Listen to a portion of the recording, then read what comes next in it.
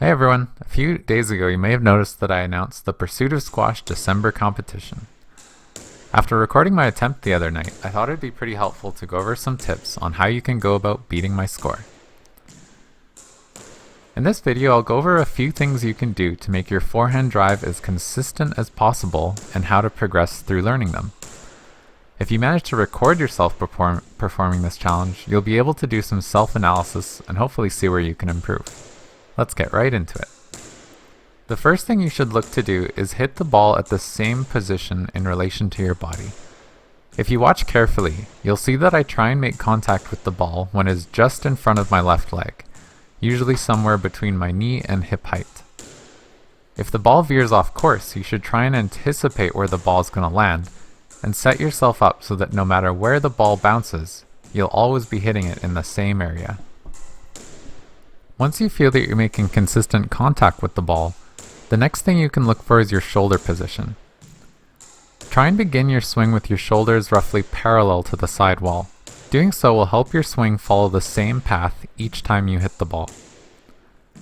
Another thing in this area you can take notice of is whether or not you're looking up at the front wall before the ball has left the strings. If you look up too early, your shoulders may rotate too much during your swing, which may increase the chance the ball will be hit slightly cross-court and end up in the middle of the court. I'm sure we've all had those days where that seems to happen on every single shot. Next up we have balance. Are you bending your knees and hitting from a stable position? If you're off balance, there's a good chance you'll try and compensate for this in different ways, which usually affect where the ball is going.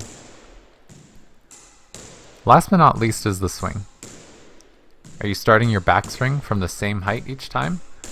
Have you practiced the forehand technique such that each swing looks identical to the one before? If your swing looks good, focus on how much power you put into each swing. If your previous shot landed exactly in the middle of the service box, see if you can keep in mind how much effort you put into it and try and recreate that same feeling each time. Hopefully these tips will get you on your way to building a really consistent forehand. It isn't something that'll happen overnight. As you go through these tips, don't try and keep them all in mind at once. That'll get pretty frustrating. Start out with one thing at a time, for example keeping your shoulders in line, and practice hitting forehands until you don't have to consciously think about that one thing anymore. At that point, introduce something else, maybe watching the ball.